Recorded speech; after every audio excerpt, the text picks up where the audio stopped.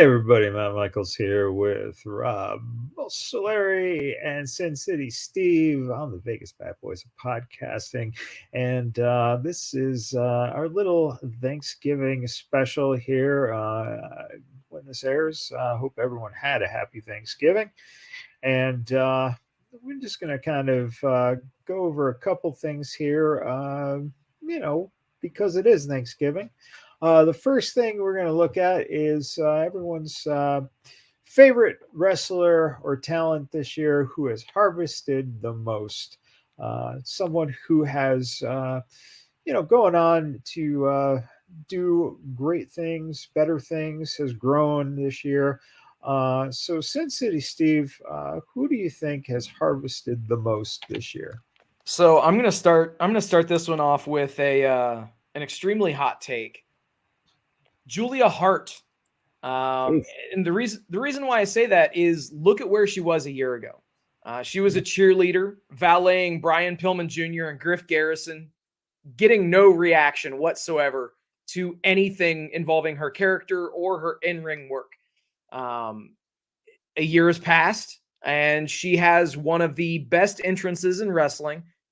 Between the lights, the song is fucking awesome. Just the overall package that they are building with her is awesome, and it's light years ahead of where she was just a year ago. I mean, she's definitely hitting her stride, only is continuing to get better.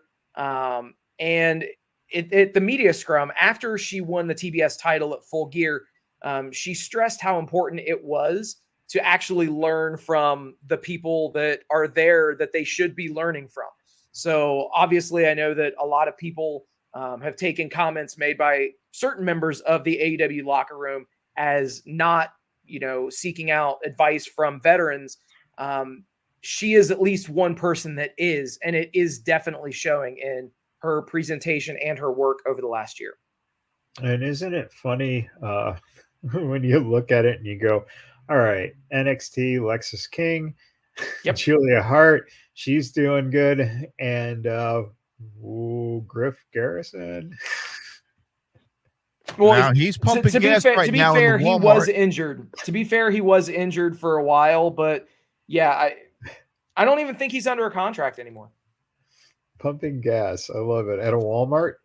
I'm sorry, Sam's Club. Sam's Club. There even we go. Better. Sam's Club.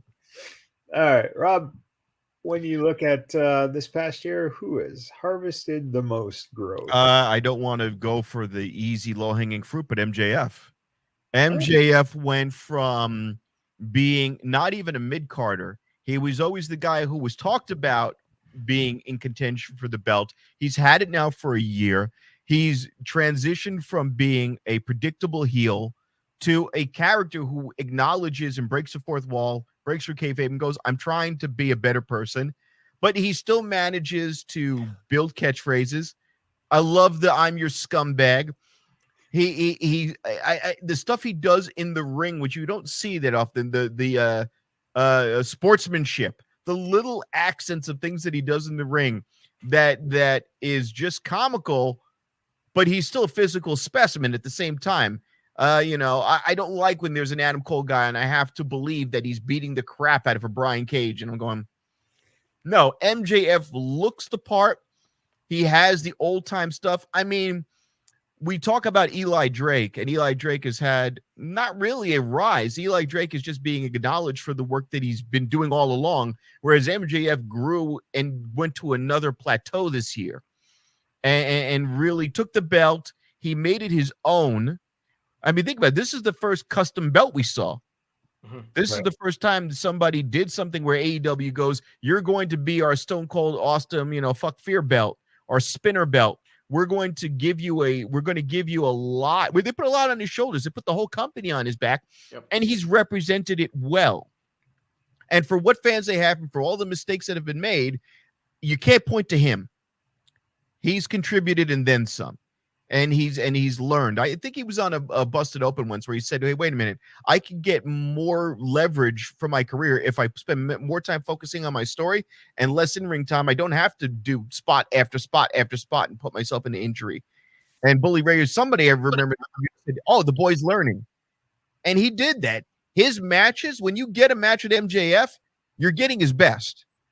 I never really feel if you write a sloppy story leading up to it, that's one thing. But I never felt like he flubbed his way to where he is.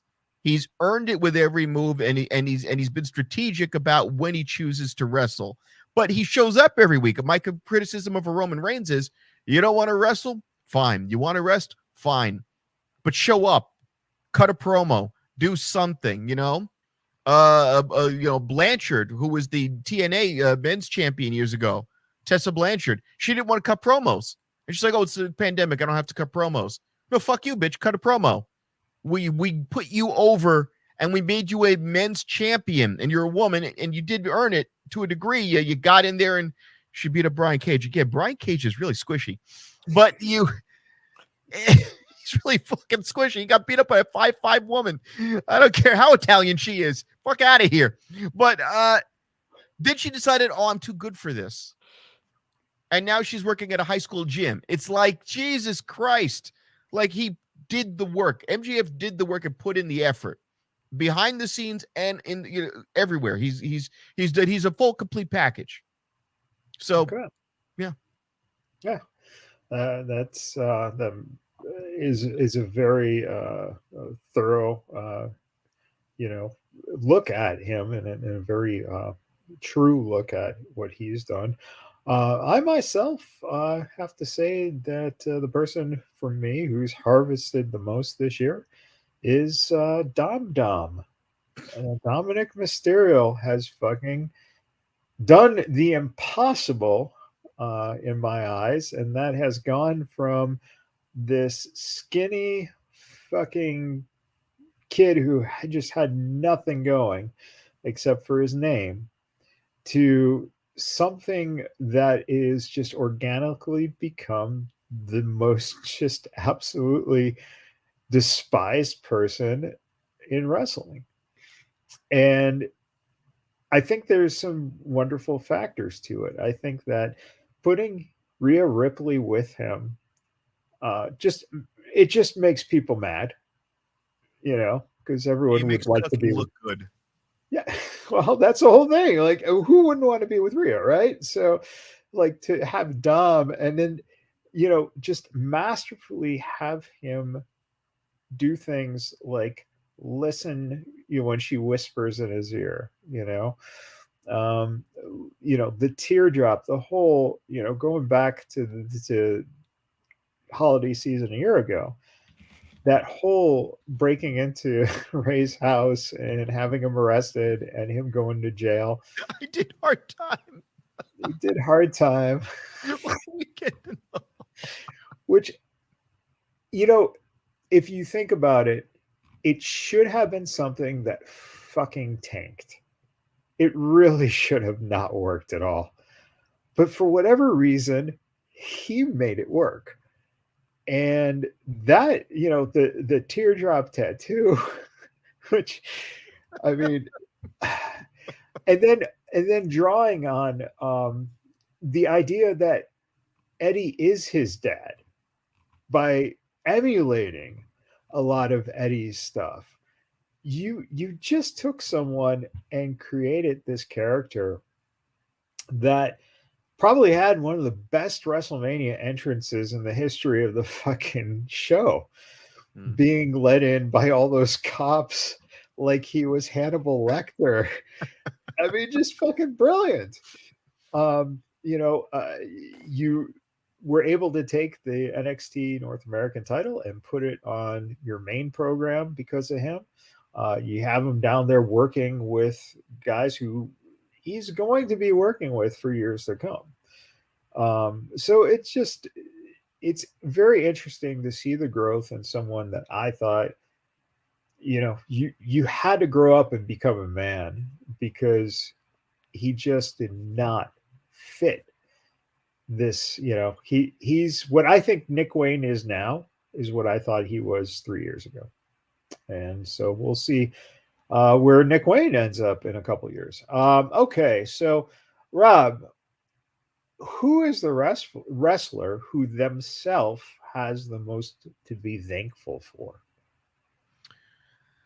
Oh, that's a good question. I've been thinking about this one all day right now, and it's tough right now, but I would have to say Cody Rhodes, because Cody Rhodes Sure. right now went from not being over in his own brand, which was part of his own arrogance, I think, that he would not put other wrestlers over, and he fucked himself royally, and then decided, oh, I don't need a belt because I'm going to be holier than thou art, and then pigeonholed himself into his corner where he was booed out of his own arenas. And then he comes to WWE and it's like, oh shit, they like me. Let's see what I can do with this. And he stayed likable. He stayed humble. He put himself in matches where he was getting the crap kicked out of him leading into it. And it was a little redundant with the storylines, but he made himself super over, and he keeps, I don't want to say reinventing himself, but he finds a way to keep adding steam into the balloon and keep it afloat. And that's a skill set.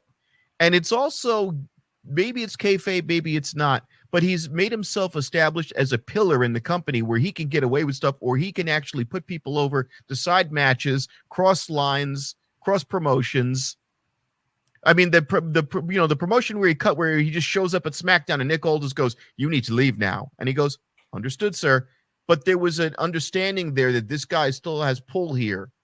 Yeah. So I like what they've done with him. He had a second chance, and he has a title contention story that he didn't give himself.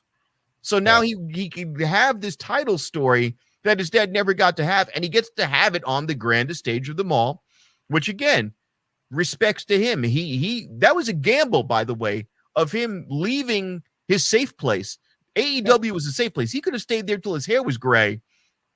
He didn't need to leave. Even if he would have eventually found a way to get himself back into the limelight. And he could have always written a provision in there where he gets to wrestle for the belt again. But he took a big chance coming over to WWE. I don't like what they did to him in 39. But that was more of a complaint and a criticism of an injured and tired, overworked Roman Reigns than it was of Cody Rhodes. 40 is going to be good for him.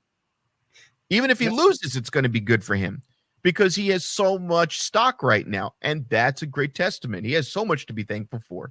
A lot of stuff fell into his up, and after being injured, because he injured himself right after coming back, ripped up his pec, and still came back relevant. And it goes to show that no other wrestler has really ever had an action figure made of an injury, and that's how fucking relevant it was. Yeah, I mean, I have to say, let me go really quick here. For me, I have to say it's Tiffany Stratton.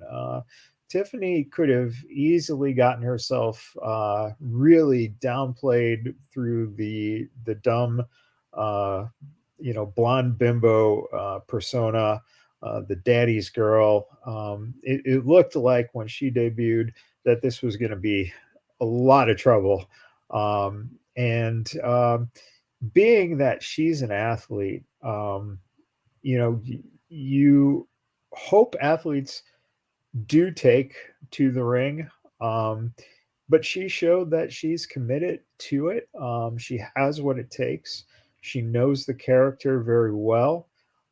She has now held her own with Becky Lynch. She has proved that she doesn't need the NXT women's title, which is always a good thing because, frankly, when she comes up, you're getting lost in a mix with a lot of people on that main roster, and there's only 2 belts to be had. So it's I think very much that she really is having the year of Tiff, and it's been good for her. Steve, what about yourself? So the wrestler who has the most to be thankful for, I'm going to go ahead and I'm going to say it. It's Roman Reigns. He's worked 11 matches in 2023, less than 50 total appearances on TV. He's held the title for over 1,000 days and worked less than 1 match per calendar month this year. And you know what? He's making absolutely the most money of anybody in the company as well. Mm-hmm. Whenever anybody mentions anything about maximizing minutes, about being efficient, Roman Reigns has to be the prototype in that discussion. He's No pun literally intended to the other prototype, of course. right. He's literally the LeBron James right now of WWE. I just looked absolutely. up his net worth. It's around 20 million. Absolutely. And he's only ever done a Absolutely. movie cameo. Yeah. And that's it. Yeah. All right. So yeah, I mean, as far as putting in the work and doing all that stuff, I know that I give him a lot of shit, but if any of us had a contract like he does, shit. Yeah. Best businessman in the entire business. Seriously. Yeah. And it also helps to be part of that family bloodline. Of course. So, all right. So, Rob, Thanksgiving always makes me think of the biggest turkeys of the year. Do you have a couple turkeys in mind this year? Now I was trying to. I messaged you on this one. You mean just like some people just dropped the ball? Yeah, I mean, total turkey. That's easy. some drop the balls. I mean, good Lord, the guns. It's like, again, you're just henchman 1, henchman 2. You're part of an amazing fucking stable with a massive legacy, and you come out with your fucking 5-head, receded ass hairline, and the other guy who tattooed his armpit for some unknown reason. I can't take my eyes off that. Why would you tattoo your armpit? You fucking weirdo. And you get in there because your name is Guns, and it's the Bullet Club, and your guns. You know what? I'd rather see Dalton Castle's boys in there. I mean, it's there. There's a few things that have happened. It's a massive turkey. Throwing in random matches. AR Fox, the other one. I could put on banger matches. So what's my gimmick? I dress in paramilitary clothes. Okay, and what does that mean? Nothing. You're dressed up in like fatigues. Like, are you on a farm maybe, or because you're kind of dressed up like a Briscoe? No connection. Well, what? I don't understand. What is it, like an end of days type thing? Nope. Okay. And then Raw, good old Monday Night Raw. That's a fucking disaster. You got a bunch of women who get the choice of, we get to decide who Rhea Ripley's going to beat the shit out of in a pay-per-view. And in fairness to her, that she doesn't need help on this because the whole fucking locker room of women on there sucks. So that's like that. There's a big turkey right there. It's a rancid turkey. I got a turkey downstairs that we're on ice because we defrosted it too soon. That's Raw's locker room. Oh shit! All right, Steve, we got some turkeys going. Got a few, man. So first things first, the Ric Flair signing to a multi-year deal. I swear to God, if he wrestles another match, I might just have to take some time away from AEW. Keep it close on Rick. I'm not bullshitting at this point. Elsewhere, the Outcast storyline. Wow. This was a major swing and a miss that happened this year. There was no real major conclusion to things. They just kind of dissolved the group randomly. Yet, as of this past week or a couple of weeks ago, Saraya and Ruby Soho came out to the Outcast entrance theme as if they were still a tag team. What the fuck ever. Did they have the spray cans? They didn't. So evidently that's the evolution in the gimmick, is they're not doing the spray cans anymore. Whatever. Okay. The misuse of Powerhouse Hobbs and Wardlow. And I guess you could throw in anybody else over 265 pounds in AEW. Tony is able to book, cruisers and, the undersized guys extremely well. There's no choke slam in AEW. Yet it seems like as if he has a reverse Vince syndrome. he is able to book the tiny guys, but he can't book the big guys. What the fuck? And then, you know, I even threw in an event out into this list because, well, I had to. And it's AEW Double or Nothing 2023.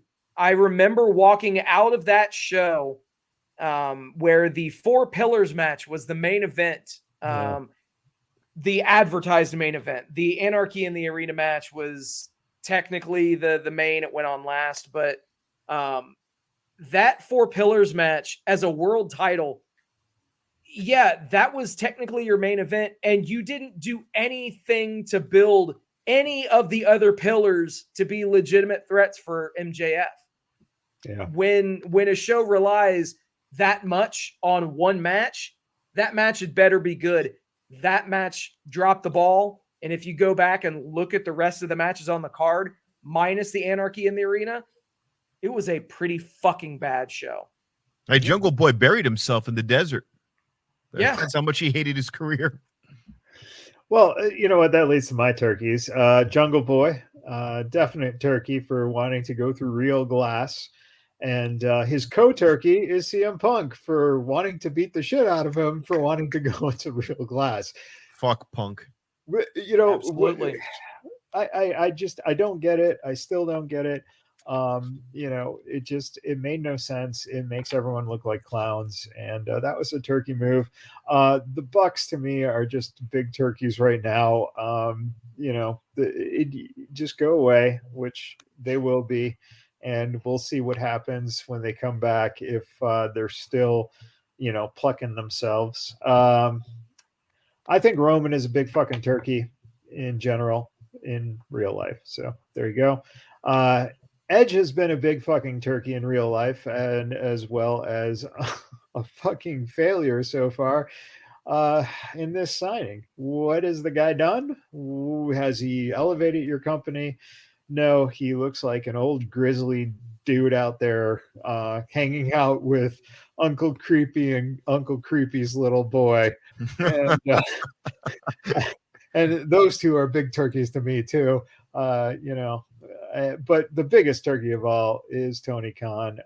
You think you're the fucking greatest fucking company in the world, and you could be one of the best companies to have. Excuse me.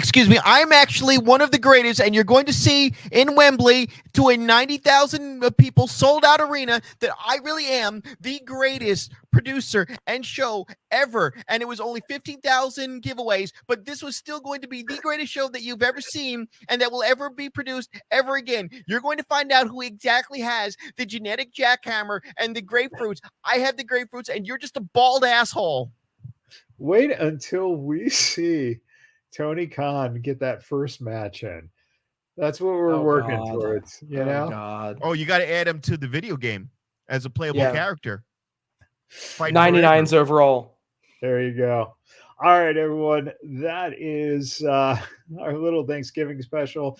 We hope you had a good Thanksgiving, and tune in if you're listening to this on Monday. Tune in tomorrow. We will be doing a November's to Remember special, talking about some of the big events that have happened in history of over wrestling time in November. So keep that in mind and tune in. And thanks for listening. Until next time, happy wrestling, everybody.